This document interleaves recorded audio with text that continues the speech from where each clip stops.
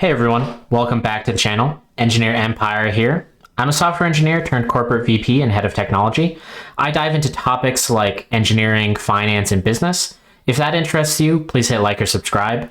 Today I'm reacting to why Costco went all in on Kirkland and how it paid off. On any Costco aisle, next to a name brand item, is often one with a slightly lower price tag and the label Kirkland Signature. In the industry, Kirkland Signature is seen as really a shining example of what a retailer can do with its house brand. Today, the Kirkland brand accounts for around 1/3 of the company's sales. But the decision to create just one private label 30 years ago. This makes sense. Also, people just love Costco in general. I feel like there's practically like a cult in America, at least. I'm not sure about other countries around Costco.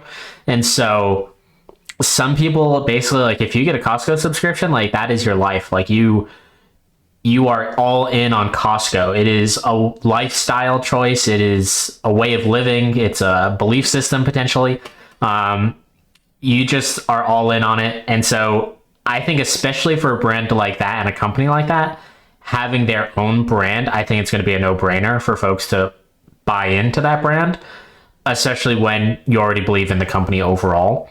And so this is a no-brainer to me that this is working for them, given this like almost cult following I perceive it as for Costco. So curious how they're going to explain how this came about and its impact. Was risky, especially in a world where the most successful ones were divided up by product type. We were kind of flying right in the face of that success story. Here's the case study on how Costco went against industry standards and in the process created a negotiation tool that would forever change big box retail. It is interesting that they said they went against industry standards, because I feel like having your own brand is pretty common, at least nowadays, for most grocery stores and many stores in general. Like Amazon Basics exist. Walmart has its own brand, like Stop and Shop, etc. I'm sure there's so many places that have their own custom brand for it. So I'm curious, maybe they're referencing when they started this. This was not a normal thing to do, but that would have been a while ago, which would be interesting. When Costco first started in 1983, the premise was simple. Carry a limited number of name brands in each product category, but sell a lot of them. One of the significant disciplines of our business is the limited selection. We weren't going to carry all the SKUs the other retailers carried. We were only going to carry the highest quality goods. 4,000 items as opposed to 140,000 items, because everything that's presented at Costco is presented pretty big. Hits you right in the face whenever you walk in there. But just a few years into this, data showed that the price of these name brand items were going up, even while the cost for brands to make them were going down. Every year they had to raise their price to continue to satisfy Wall Street. But Costco co-founder Jim Sinegal saw an opportunity. We were seeing articles being written about what was happening with private label.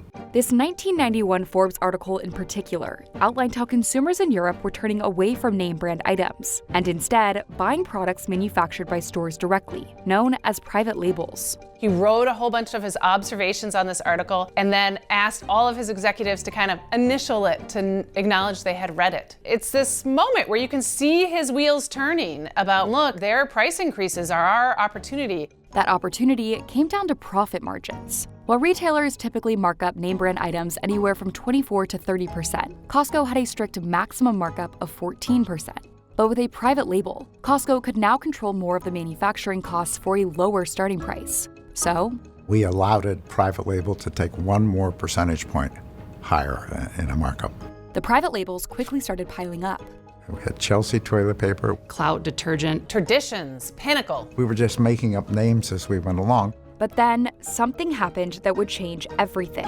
And I was in one of our warehouses down in Los Angeles, and I asked the warehouse manager, did you get the new legal tablet that we had in private label?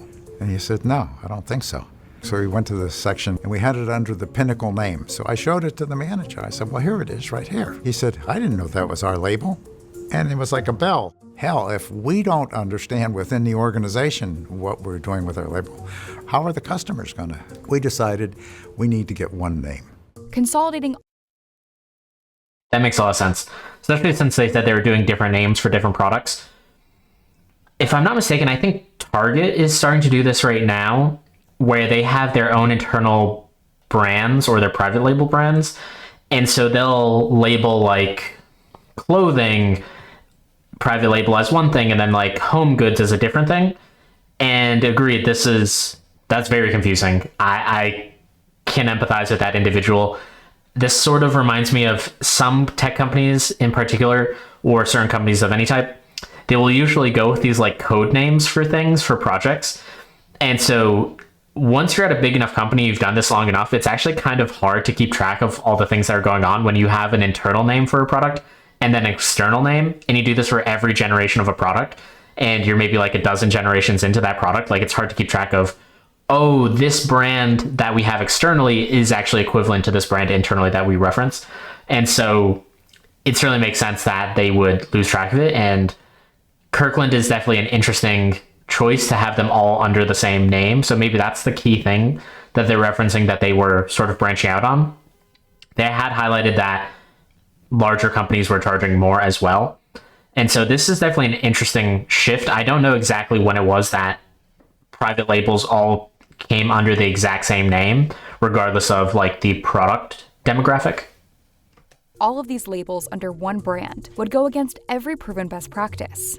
Retailers tend to not use one private label brand because they're afraid that if you have a bad experience with one item, it might translate across the whole store. If they don't trust the brand in the golf ball, they don't trust the mixed nuts. You look at Sears, which was a successful retailer at the time, they had multiple brands that were their store brands in different categories. You can't argue with the success that Sears had, but that one warehouse manager who couldn't tell me where the tablets were was an illustration of where you could go wrong in something like that. And then the question was, what would that name be? We thought Costco was not the right name to put on it because we did so much business with other people, and we decided on Kirkland name. At the time, the headquarters were in Kirkland, Washington. And we promptly moved the home office to Issaquah. But nobody could spell Issaquah anyway, so we'll just keep Kirkland. And we've used that same label ever since. Over the next few years, Costco slowly rolled out the Kirkland name. I do remember when Kirkland Signature Shampoo came out. It was the first hair care that we did. And then we had some vitamins that came out shortly after that. Today, Kirkland has over 350 products across a variety of categories. But the company still operates with a limited selection in each of these, what the industry calls a limited SKU environment. I think the limited SKU environment is a very misunderstood or understood secret of a lot of things about Costco, including private label. When a new Kirkland item hits the shelf, that category becomes even more competitive. If you're a supplier at Costco, it's kind of existential. It could reduce your sales. It could kick you off the slot entirely. This is the exact same problem that like Amazon Basics has, which is you're effectively competing with your customers because Costco has the retail customers themselves, like you or I, who's purchasing the goods, but then they also have the other individuals they work with for the brands and the goods that they're trying to sell there. And so again, similarly with Amazon Basics, this is a similar problem where effectively what's happening is that if you get too good at selling a product for too high of a margin, then the effective marketplace, in that case, Amazon, or in this case, basically Costco, can then take note of this and then start manufacturing themselves and then start to eat into your profit margin. So there's sort of like this counterbalancing behavior where you're sort of keeping them in check on one side, but also you're discouraging them from working with you because then they might see you as a new competitor to them going forward. So it's a real moment of head-on competition for a supplier. It's an $80 billion brand, so it drives a lot of sales. Nobody wants to be that dramatically higher priced than them. I see it as a tremendous negotiation tool. One of the clearest examples of this leverage is Kirkland diapers. Costco knew that they wanted to have a Kirkland version of a diaper. But because of its limited SKU environment, We weren't going to carry both Huggies and Pampers. We were going to carry one brand and a Kirkland signature. to see who might make the Kirkland diapers, Costco approached two market leaders, Procter & Gamble of Pampers and Kimberly-Clark of Huggies. There was a series of negotiations. Kimberly-Clark agreed. And although Costco says Kirkland manufacturing negotiations are separate from conversations about shelf space, There's always been only Huggies diapers and Kirkland diapers on Costco shelves for many, many years. It was decided on the basis of who came in and presented the best deal for the diapers. Even after a product is established, Costco buyers continue to monitor that category. Our buyers are very aware of the commodity inputs, the raw ingredients that go into something. They know everything. And this knowledge can lead the company to change its Kirkland vendors. Recently, Costco shifted to the Cuties manufacturer, First Quality. We felt like we could produce a higher quality product at a lower price for our members. Having not that many products on shelves compared to other retailers is a huge benefit with Kirkland because they can be very strategic about the fact that there's only a few slots. It allows them to dictate what they want for their shoppers. With Kirkland's name on hundreds of products, these negotiations are happening on almost every aisle of the warehouse. When I look back at that Forbes article, one thing that really struck me is, wow, brands really had a chance to not charge more than they needed to give retailers kind of an in to create these really successful private label products. But that's ancient history. It's too late now. Consumers again have really turned to store brands. While national brands are still a bigger industry than private labels, in 2024, sales for private labels like Kirkland grew about 4 times faster than the national brands. That makes sense to me, especially because in the last year or so, money has been pretty tight for many Americans, and I'm sure globally as well, that is the case. And so if you could buy something that's effectively the same as a national brand that's private label, and you could save a whole bunch of money, why wouldn't you do that? Hitting a record high. And with $86 billion in sales last year, Kirkland is now a bigger brand than Procter & Gamble and Kraft Heinz. Is it the most significant thing for the company? I'd certainly say it's up there with the top 3 or 4. But analysts say Kirkland's success is hard to replicate. There's a few retailers that have gone to one private label. Not many, but a direct competitor like Sam's Club. More recently, 2017, they went to Members Mark, which is their private label brand. I'm guessing they got that from us. Since consolidating, Sam's Club private label sales have nearly doubled.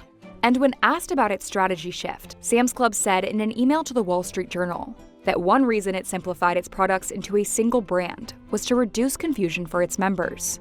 But despite these successes, many big retailers aren't following Costco's lead. Target and Walmart have multiple. Yeah, the advantage, so the strength is the same as the weakness in this case for merging all of your private labels. And this is often true in a variety of aspects. As a manager, I see this exact same thing, and this is probably like 80% of what I spend time on giving people feedback on, is that